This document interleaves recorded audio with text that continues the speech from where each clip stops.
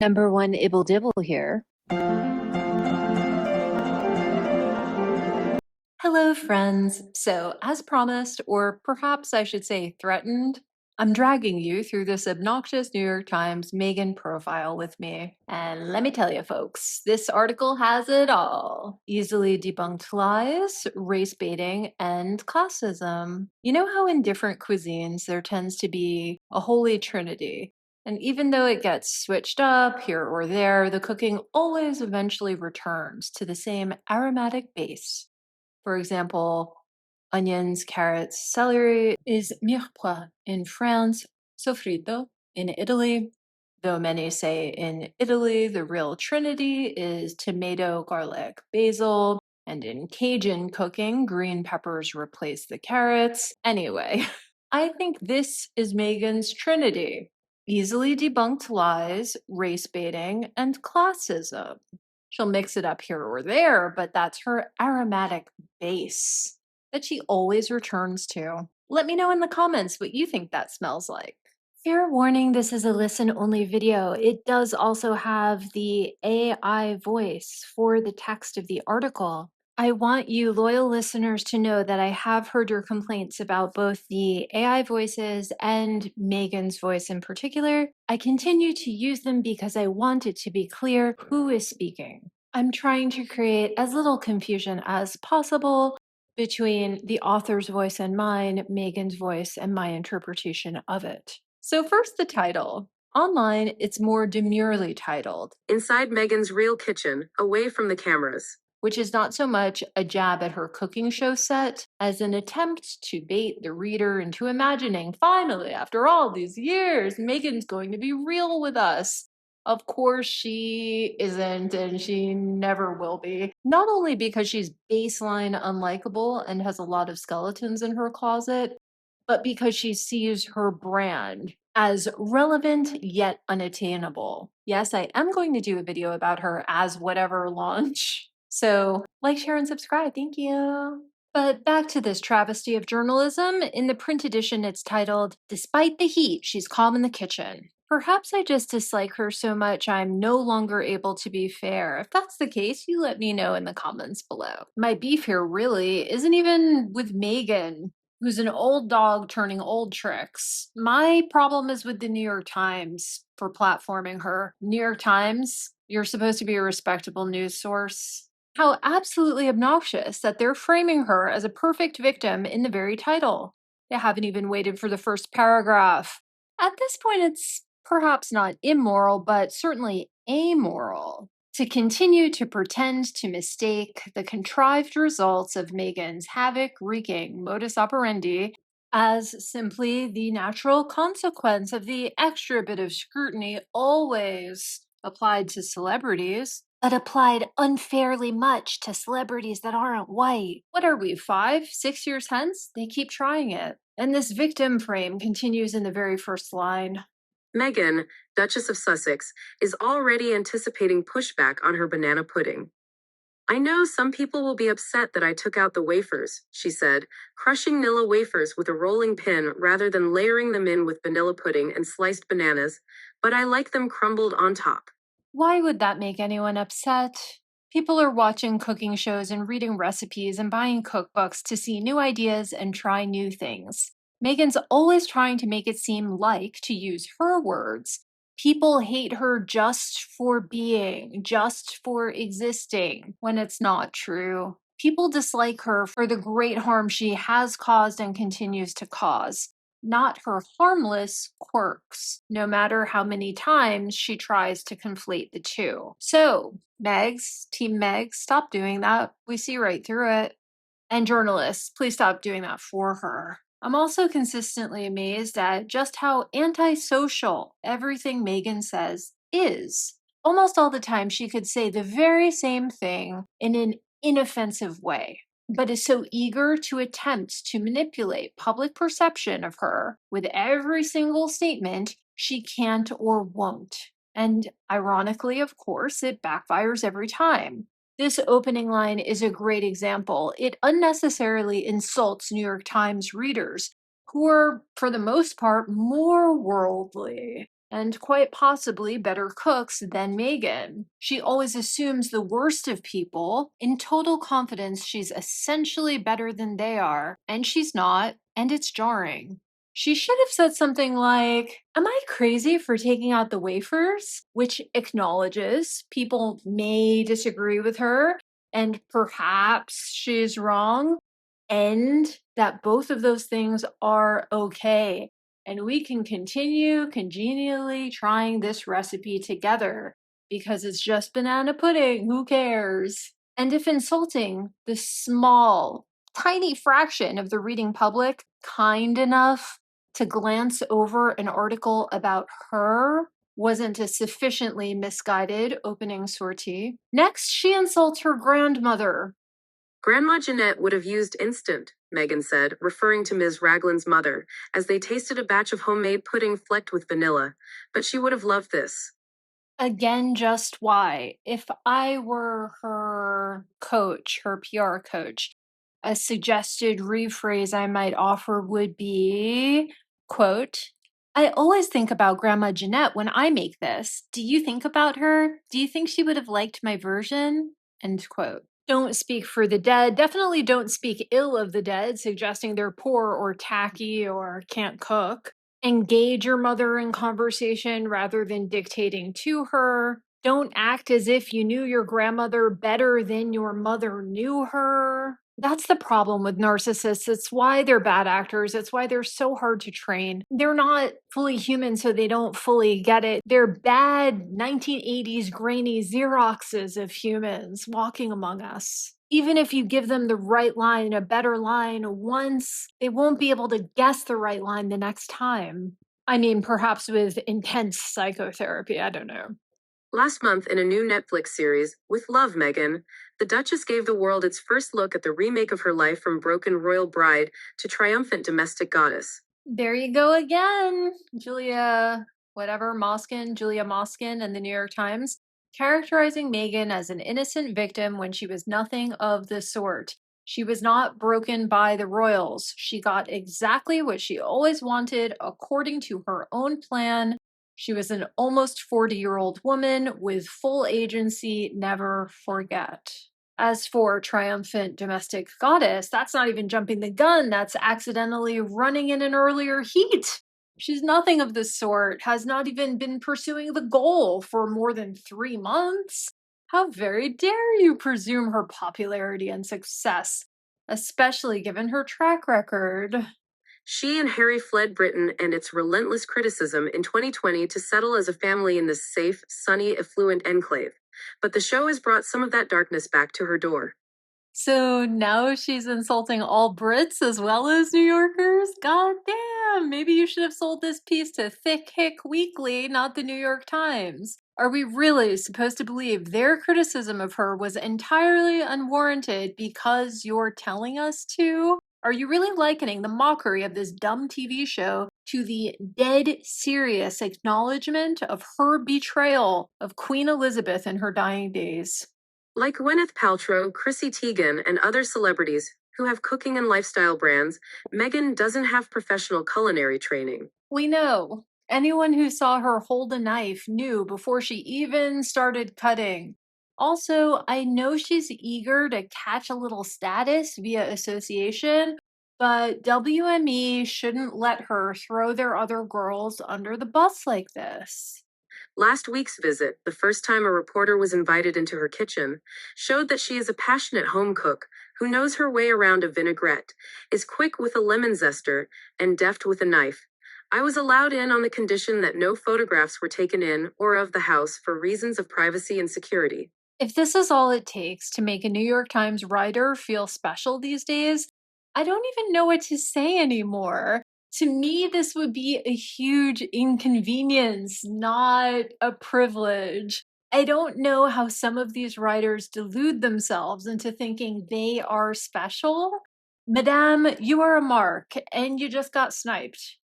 At 43, with boundless enthusiasm and big Charlotte York energy, she is still figuring out her public identity while pitching it to a global audience. Meghan does not have Charlotte York energy. She does not have Charlotte York's background, taste, education, values, status, or style. I've noticed comparisons to Charlotte York popping up in a lot of Meghan's paid for PR, and it's so tacky and ridiculous. Is this big Charlotte York energy? Charlotte, I think you are the sexiest woman I ever met. Harry, I don't be ridiculous. I'm wearing my glasses. It makes me crazy when you say my name. Well, then I'm definitely going to stop saying it. Also, it's honestly very juvenile that they're trying to liken her to a prudish TV character of the 90s. To my mind, it's another insult to the reader. It's frankly not cute to still be thinking of yourself as a Charlotte or a Miranda or whatever in your mid 40s. In your 40s, you are you. Grow up. It would be much more flattering to compare the smallest thing about Meghan to any iconic, respected TV chef than to compare her to a wealthy, pretty TV character, fake person character, who worked as a gallerist. I know if I were in Meghan's place, I'd prefer a line like, her dream collaborator is Jacques Pepin, and there's certainly something similar in their shortcut cook approach. Jabby, a bit self deprecating but appealing, relatable, a line that acknowledges her faults while paying respect to the greats. Big Charlotte York energy tells us her PR is handled by a shallow sorority girl, either literally because WME is relying on barely paid interns, or because the only women that can get along with Meghan in a work setting at Archwell are those who treat her like Chanel #1. Her decision to do so may read to some as entrepreneurial or endearing or narcissistic, but you can't say it isn't a big swing. That's like a list of things Charlotte York was not. She was not entrepreneurial, she was not endearing, and she was not narcissistic. She never took a big swing. She stayed at the gallery even when she probably could have made more money elsewhere because she believed that she would marry and her husband would take care of her. Her squeaky cleanness was considered laughable by her own friends and very off putting by others. And she was certainly not narcissistic. She bought her friend an apartment and never asked for anything in return. Whether you like either of them or not, Meghan is not any kind of Charlotte York energy. Meghan and her people must be so superficial, they think they can just pick the brunette in any group of rich TV socialites and ask people to think of Meghan like that. Next, we get what they've been revving up to, the straight up advertisement. It's about to get bigger. On Wednesday morning, sales went live for As Ever. Meghan's line of food products priced from $12 to $15, including baking mixes, honeys, and internet-famous jams, which, to her dismay, are labeled fruit spreads because of FDA regulations. They all sold out within an hour, a spokeswoman said. The brand was initially announced as American Riviera Orchard, but was reportedly changed after trademark challenges. New Yorkers know that if you have to call it spread, it's not jam. The FDA doesn't have pesky regulations to hold back the Charlotte Yorks of the world. New Yorkers also don't care a whit about what people online are supposedly rushing to buy. Anyone who cares about fair trade, organic, sustainable, cage free, co op, anything can easily buy it in New York. As Ever is a brand Charlotte York would have walked past at Dean and DeLuca without a second look. Samantha might have picked it up, written down everything I'm saying here, and pitched herself to Meghan's team, probably.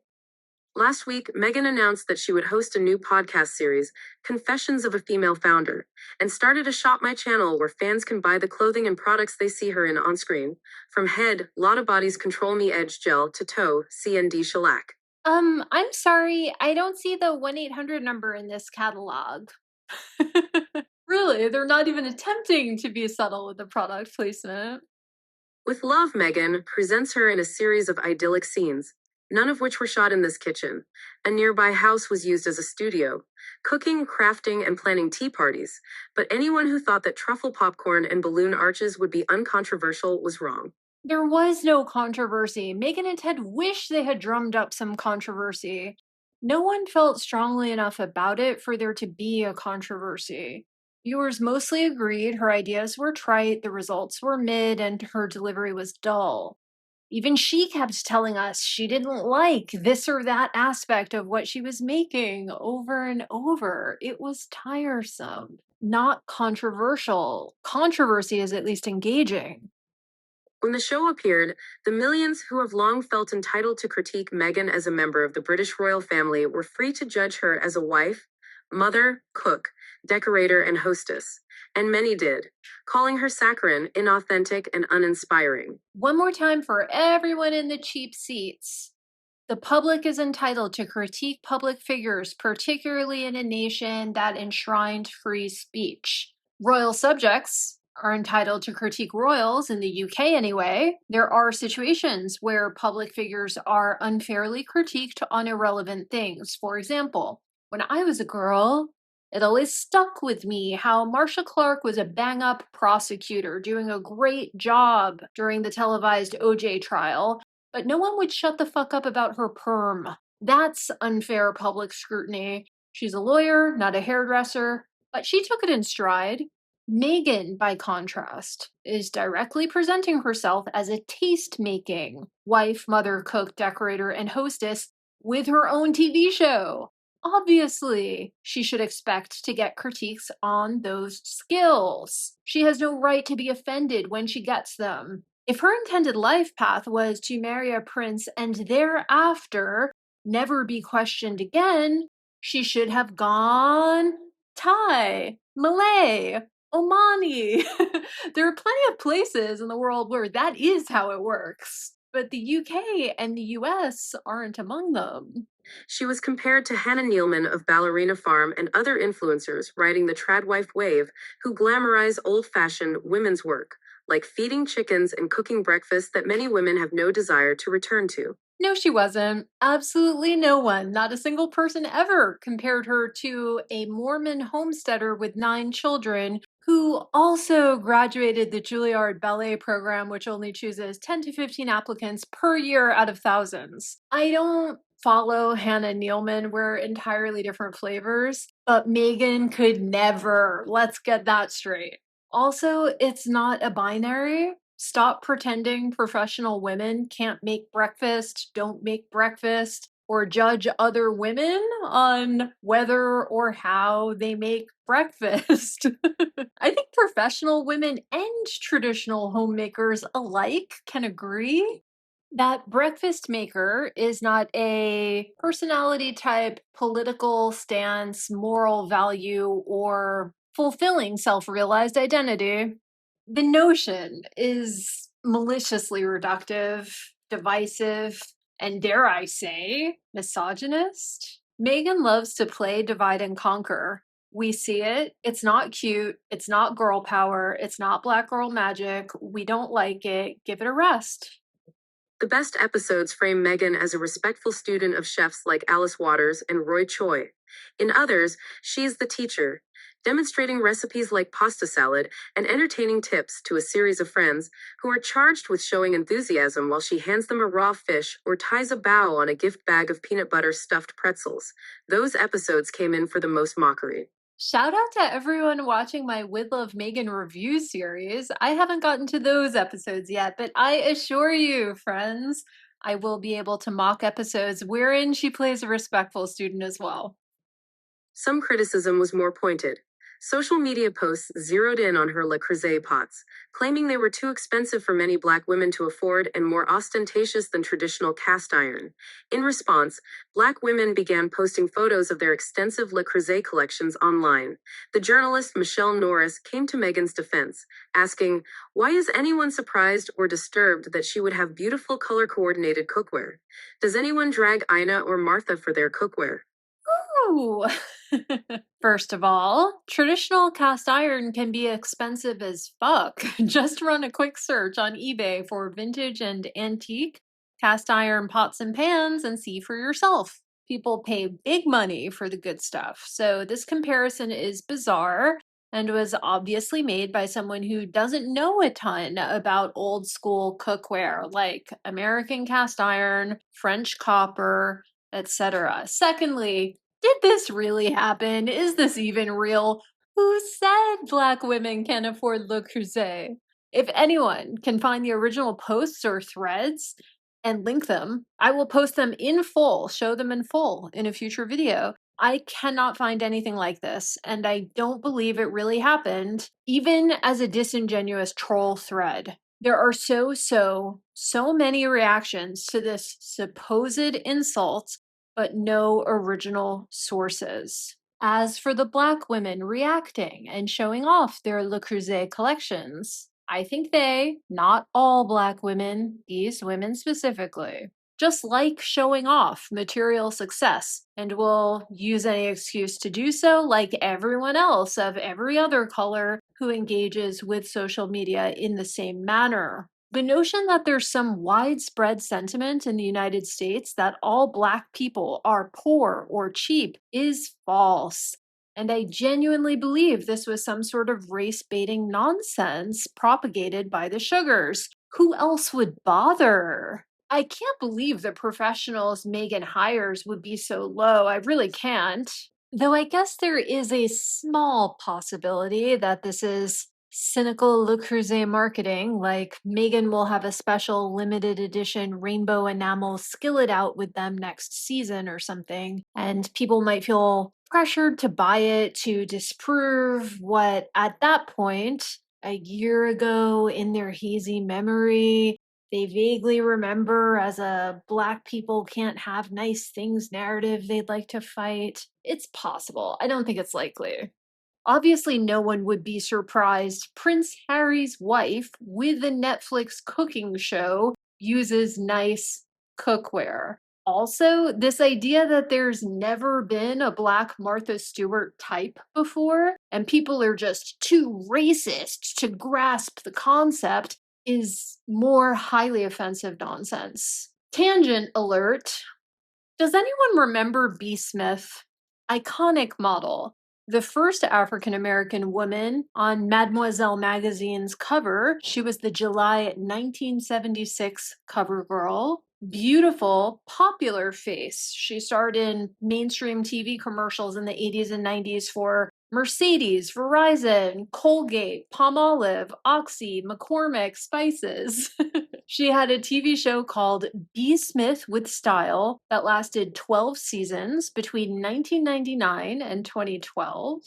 At its height, it was nationally syndicated and aired on NBC stations in more than 90% of US households and syndicated to 40 countries. The B. Smith with Style home collection was the first line from an African American woman to be sold at a nationwide retailer and included initially bedding, tabletop, and bath products, but it did expand. It debuted at Bed Bath & Beyond in 2001, but over the years expanded to Belk, Burlington, Home Depot, JCPenney, Kohl's, Macy's, and Steinmart. She also sold sophisticated pantry products like B. Smith branded olive oil and had her own magazine for many years. She wrote 3 home entertaining books, one of which, titled B. Smith, Rituals and Celebration, was named one of Food and Wine magazine's best cookbooks of 1999. She was also a James Beard Foundation Award nominee that year. She published over 200 recipes and owned 3 upscale restaurants, including one in Midtown Manhattan and one in Sag Harbor, the Hamptons, where the power players of New York gathered,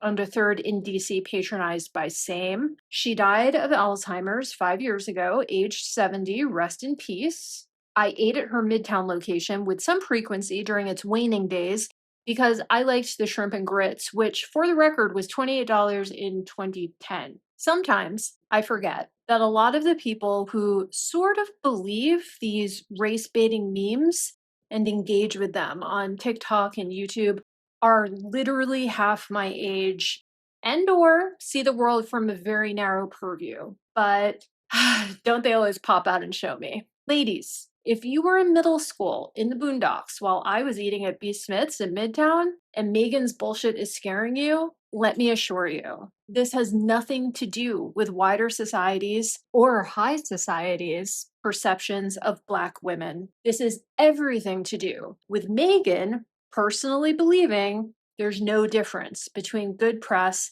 and bad press. She's just trying to skim a few customers off Gwyneth and Martha using lowbrow, bad faith schemes. Hate to see it. B. Smith never did that, and back in the day, she was competing with Oprah too.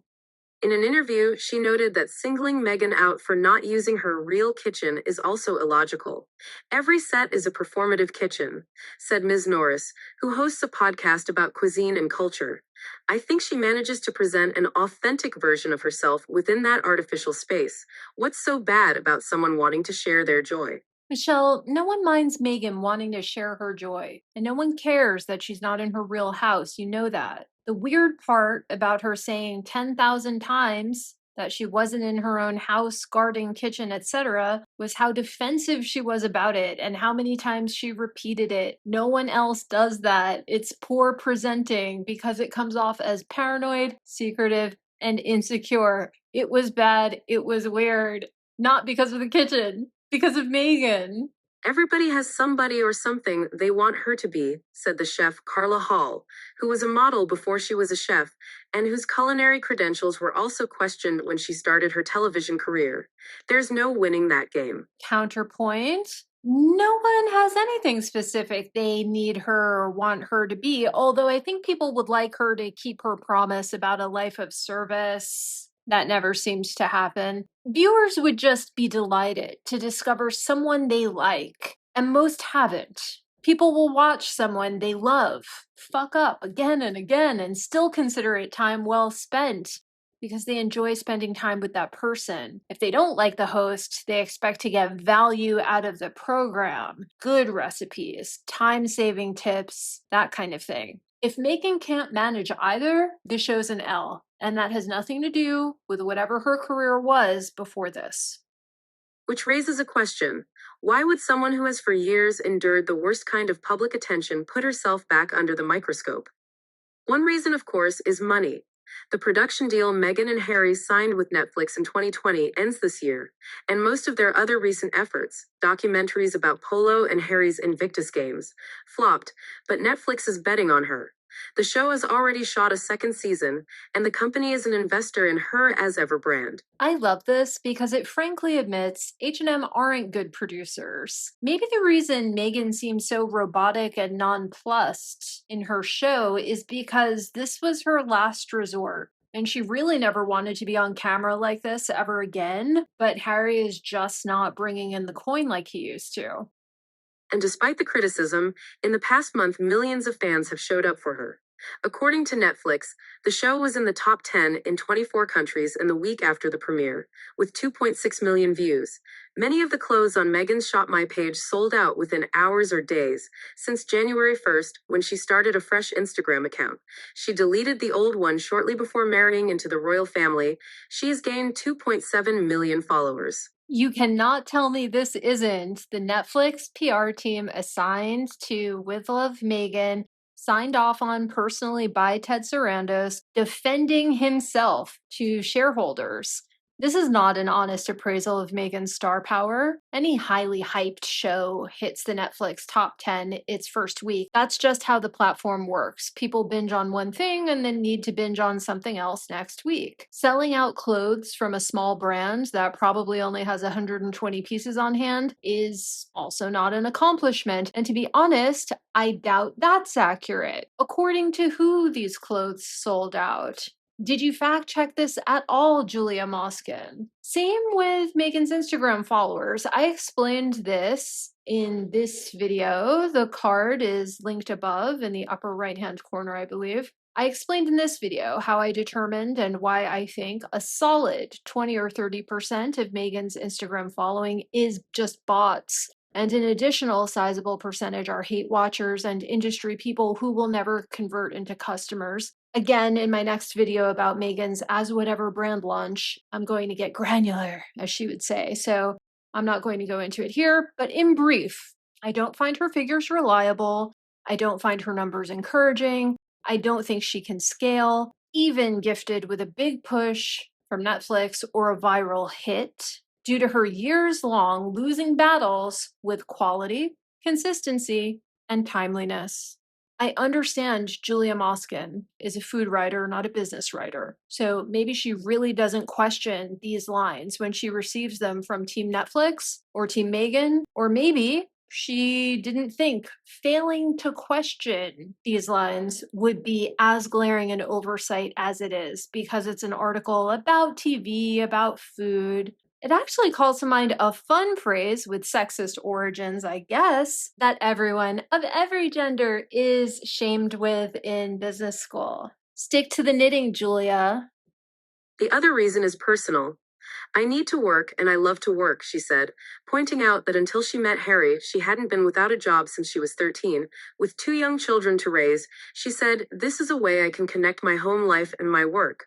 Prince Archie is 5 and Princess Lilibet is 3. They are 6th and 7th in line to the throne. I do think it's tacky that she keeps reminding us where her children rank in the line of succession, but I'm not going to judge the odds of this being a psychological reality for Meghan. I do think her total lack of productivity indicates how much she actually loves and needs to work. Think about it. In the time she's been half assing the bare minimum flops required by Netflix, she could have gotten a graduate degree and started to truly become any of the things she is currently not qualified for, but insists on pursuing: a luxury brand manager, an agricultural estate manager, an angel investor, a cook. Speaking of Jacques Pepin, the International Culinary Center has an LA campus and offers supplementary online classes, including 6 to 13-month diploma programs in general culinary arts, pastry and baking, plant-based culinary arts, restaurant and culinary management, and hospitality and hotel management. Meghan has the money and the time. A program like this could easily have been completed either in anonymity or as an amazing, interesting brand tie-in, ramp-up promo for her brand and show. She could have offered a scholarship to underprivileged fans. It would have been so cool to model flexibility, ambition, and the lifelong pursuit of education. And is it so crazy to ask her to learn something, anything, before presenting herself as an expert? She pretends it's unfair of us to hold her to a higher standard. But we're not, really, are we? We're just holding her to the standard. Ted Sarandos' daughter still had to go to film school. Bernard Arnault's kids still had to go to business school. Birthing 2 kids in the line of succession doesn't make you competent at anything. She's hoping to do that without feeding the fires of tabloid headlines and online gossip. Befitting a global brand chief, members of her team comb comment sections and social media so she doesn't have to. When I told her about the Le Creuset controversy, she was baffled. "This is a thing in 2025, she said, throwing up her hands and turning to her mother. "Everyone is coming in hot these days," Ms. Ragland, 68, said calmly. She's not a global brand chief. She's a D-list reality star slash influencer who just really bungled her single merch drop. Let's travel back in time again to the mid-aughts, the youth of Ibble Dibble. Do you remember when they just started making everyone a VP of everything to avoid giving people raises? This is very that. Very call it what you want, the Foster the People track, not the Taylor Swift track. I'm old! Really, having a team combing social media on your behalf is not normal, and stating it as if it's normal does not normalize it. Again, just think about it. She can't pay for cooking lessons or other people to make good recipes for her, but she pays for people to scour the internet and disagree with anyone criticizing her cooking. Okay, in Meghan's words, make it make sense. Then the women moved on to discussing more important business, like whether a person needs an air fryer, why immersion blenders are so good for soup, and whether Grandma Jeanette filled her hand pies with dried or fresh apples. But you'll notice we don't get the answers and ideas on these questions. The article is supposedly about cooking, but it barely actually mentions cooking. It is so long, but absolutely all of it is WME and Netflix branding keywords. and little factoids that are supposed to provoke discussion or make us think other people really like Megan and we should give her a second chance. What is your opinion on air fryers, Doria? Did you inherit a decent recipe for dried fruit pie? We certainly don't find out in this article. This article about cooking. This article about a woman with a cooking show in her kitchen cooking with her mom. Meghan is upbeat, charming, and always on message when fielding questions from a reporter. But she is clearly bothered by accusations that she is unrelatable and out of touch. Here we go again. She may be living a fairy tale, but not all that long ago, she was a not very famous actress on a medium popular TV series. She was divorced, in her mid-30s, and unsure where her next job or home would be. "Don't they know my life hasn't always been like this?" she said, gesturing at the sweeping views and sleeping dogs. Megan uses this line a lot. "Don't they know my life hasn't always been like this?" Why do you think she likes it so much? In my opinion, she actually loves being out of touch and loves showing off just how unattainable her life is and how unrelatable she's become. The sentence is obviously totally illogical in its presumption that were people aware of her socioeconomic past, they would consider her down to earth at present.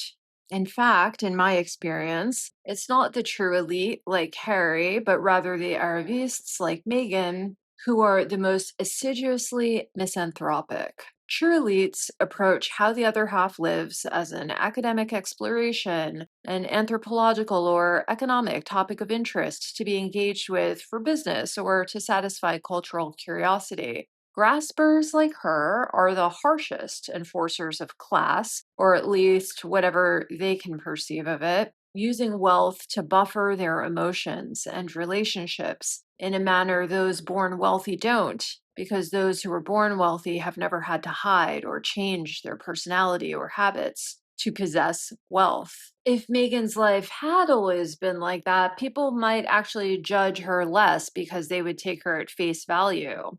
Megan's whole life has been hiding and changing or faking herself to get rich. So now that she's super lazy, lives in total luxury, spends a ton to build out a marketable fantasy self because she's alternately greedy and afraid of losing it all. She does her best to ensure no one ever knows the real her. She constantly reminds everyone we don't know the real her and is disappointed when people see through her facade. I should say facades, she has a few. Having abandoned charity, she no longer even bears witness to struggle. And the thing that bothers her most in the world is what people say about her online. Can you imagine? That's her biggest problem. She knows she's the living definition of feckless privilege and thinks it's okay to admonish the poors for not worshiping her better from the pages of the New York Times. But she can't even be bothered to turn on her Instagram comments section and hear back from the public, her potential customers via social media. And indeed goes even farther, trying to control what people say via bots, the Sussex harassment squad, and Harry's lawsuits. She doesn't mind being out of touch, Julia. She loves being out of touch. She just doesn't want you to mention it because that makes it harder for her to sell crap to people she looks down on whose opinions and feedback she does not value. Maybe she stole this line from a movie or book and it doesn't quite apply to her situation, but she's trying to wedge it in. She does that. If you know where she could have lifted this from, let me know in the comments below. A cook's progress. When Meghan was growing up in Los Angeles, her mother worked long hours and had little time for home cooking, but Ms. Ragland was raised with a strong food tradition. Her father, Alvin, had roots in Tennessee. "My father carried a bottle of Red Rooster hot sauce everywhere he went," she said. For her mother, Jeanette, as for many Black women of her time, cooking and gardening skills were a given. I got Hallelujah. At home in the Crenshaw neighborhood, Meghan said, her grandmother grew collard greens and tomatoes in the yard, whipped up hand pies from scratch after dinner, and did nearly all her cooking in one cast iron skillet. People are saying this is an unabashed appeal to potential African American customers who Megan otherwise doesn't seem to really care about. I do agree that performing blackness for sales can be kind of gross when it's not authentic, but none of what they said here really bothers me. I think if Doria has any of her mom's recipes, comparing the original with some elevated version they come up with could be a really fun episode or part of each episode. Part of the problem with Megan's cooking show is it seems like all the recipes were just randomly pulled off Epicurious by interns searching for the keywords fast and easy, which is obviously not going to be very tasty or interesting. As a self described latchkey kid whose parents were divorced, Megan loved to pick up fast food. Jack in the Box curly fries were a favorite, and go home to watch back to back cooking shows on Food Network. Or I'd go to Grandma Jeanette's after school, she said. She made the best after school snack. Kraft grilled cheese on white Wonder bread, Megan recalled dreamily. All that butter. Right, just a fact check, we know that's not true. She said before, and her father has said, and her ex best friends from primary school and middle school and high school have said that she either went to the Married with Children set with her dad or she went to their house after school. I don't know, I'll give her a little credit. Maybe Grandma Jeanette was on the rotation, but this rewriting of her own history to be solely black and female is obviously incredibly disingenuous. Probably hanging out with her little friends developed her palate more than anything else, actually. Ms. Raglan's work as a travel agent meant that the two took frequent weekend trips, trying out Oaxacan street food and Jamaican roadside jerk, and sought out Thai restaurants around Los Angeles. Megan started cooking for friends as an undergraduate at Northwestern University, with a Rachel Ray recipe for grilled cheese sandwiches upgraded with fontina cheese and sliced pears. At 20, in a tiny little apartment in Evanston, serving that sandwich and a bottle of $2 chuck. That was when Trader Joe's was getting big. We all thought it was so fancy, she said. In the years that followed, she threw dinner parties in Toronto, where the series Suits was shooting, started a lifestyle blog called The Tig, and taught Prince Harry how to roast a chicken. Ina Garten's perfect roast chicken, to be specific, which they were making together when he proposed. She used her short-lived royal platform to conceive and publish Together, Our Community Cookbook, a collection of recipes by women who lost family members in Grenfell Tower, the West London high-rise that was consumed by a catastrophic fire in 2017. In a Substack newsletter last month, the royal chronicler and Meghan skeptic Tina Brown described the book as a moment when her culinary and lifestyle interests fused with an authentic charitable initiative and a PR slam dunk.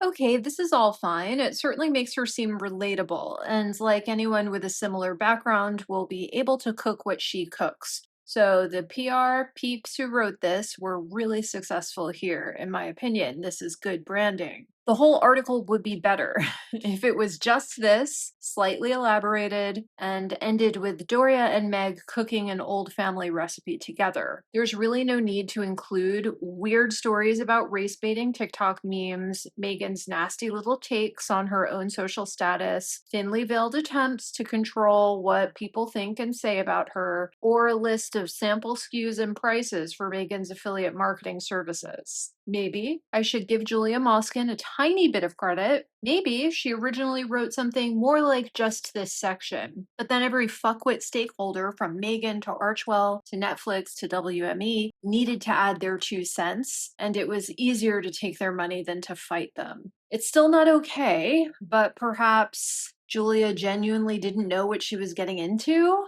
This does appear to be the first time she's written about Meghan, at least.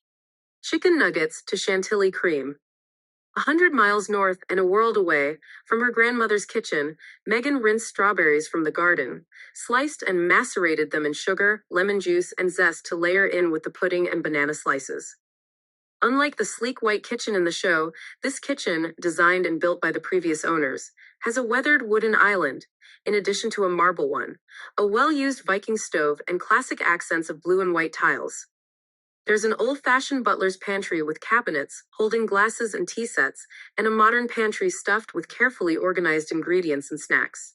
Shelves hold cookbooks by Jada De Laurentiis, Yotam Ottolenghi, and Tony Tipton Martin, and a well-thumbed copy of From Seed to Skillet, the 2010 classic by the celebrity gardener Jimmy Williams about creating and cooking from a home garden.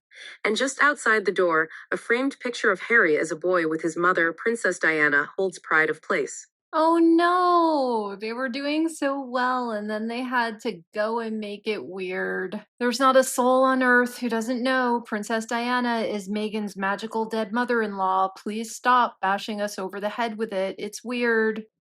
Meghan is quick to admit she has a lot to learn. The house is equipped with two pizza ovens that are mostly dormant, and she said her first attempt at sourdough bread was both boring and traumatic enough to send her back to bakeries. There are professionals who do that better than I ever will, she said. When it's just her and the kids for dinner, she said, she often relies on chicken nuggets, veggie burgers, and tater tots. The freezer is stuffed with them.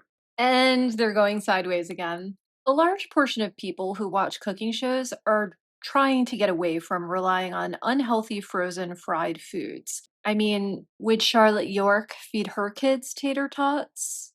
Just kidding, kind of, but it seems like they're trying to overcompensate on relatability here, and in the process, insult their prospective customers a bit. If Meghan wishes to remain aspirational and talk big about homegrown, organic, garden to table cooking, she cannot be name dropping white bread sandwiches, curly fries, nuggets, tots, and pudding mix. Or she needs to limit the mentions to one or two per article, not four or five. Also, she should frame these mentions as nostalgic. A thing of the past she cooks once in a while for the warm and fuzzies. Not a bad habit she can't kick, even with all the time and money in the world.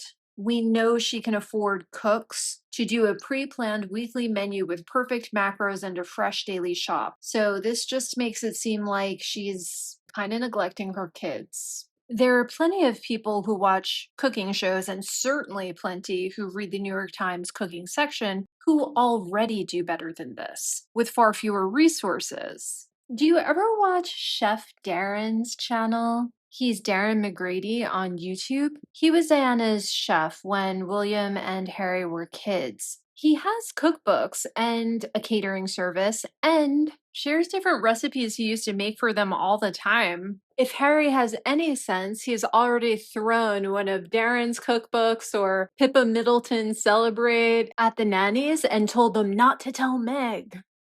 What may help her stand out in the crowded field of food influencing is her eye for detail. Calligraphy and gift wrapping skills she developed to pick up extra money are now put to work in leveling layer cakes and fluffing salads.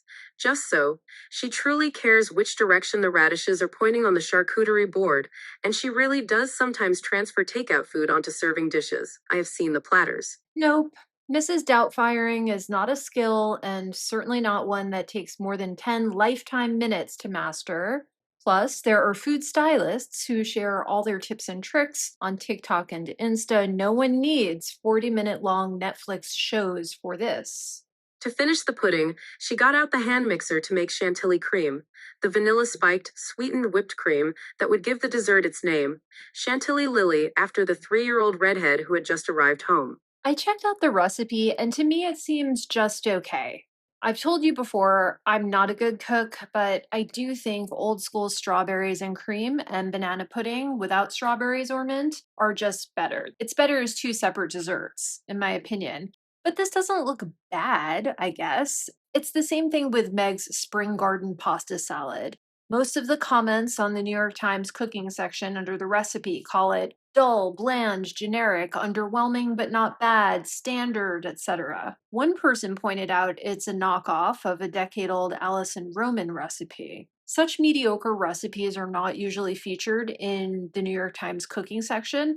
It's pretty obvious that without a corporate payoff, no one would be seeing these. I also noticed that Meg's recipes have 40 and 65 comments respectively, while the Ina Garten engagement roast chicken recipe, mentioned in the article and published the same day, only has 5. That's clearly not a coincidence. Lots of the comments complimenting Meg's recipes also compliment her TV show, and sometimes even her personally. They're very clearly left by sugars with gift article links or perhaps paid bot accounts.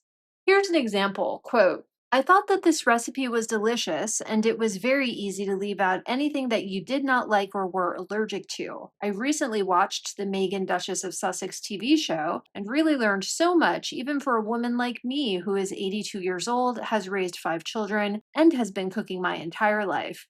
I also feel that Meghan has been very brave and honest after being so mistreated by those due to her heritage. I greatly admire her! Two exclamation points.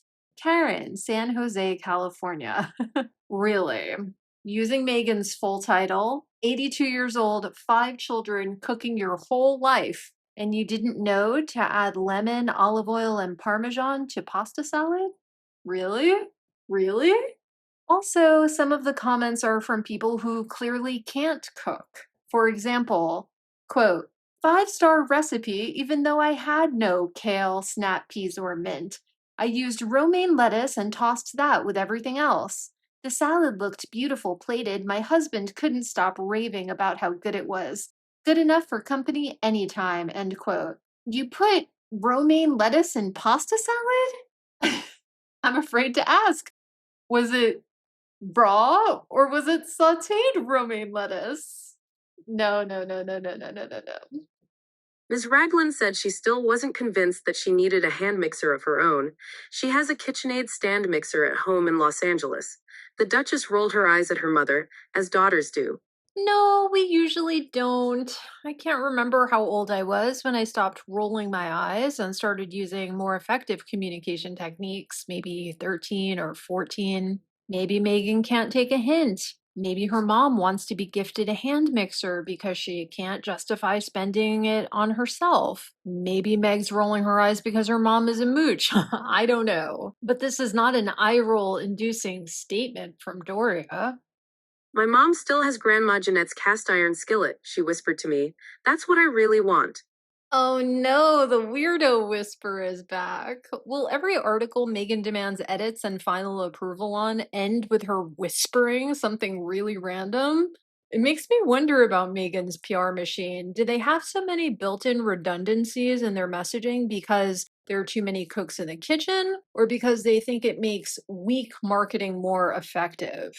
Or is it because Megan personally is a self defeating control freak? I don't know, but this is not working. All right, that's it for any dear listeners who survived this whole thing. Thank you so much for sticking it out with me. Let me know in the comments below why you think Team Megan is trying so hard to gain traction in a high speed car chase death zone overrun by killer paparazzi. It doesn't seem like a natural match for her. Toodles. There was so much skin. It was like a Shar-Pei. You've never seen an uncircumcised one? I'm from Connecticut. Don't forget to like, share, and subscribe.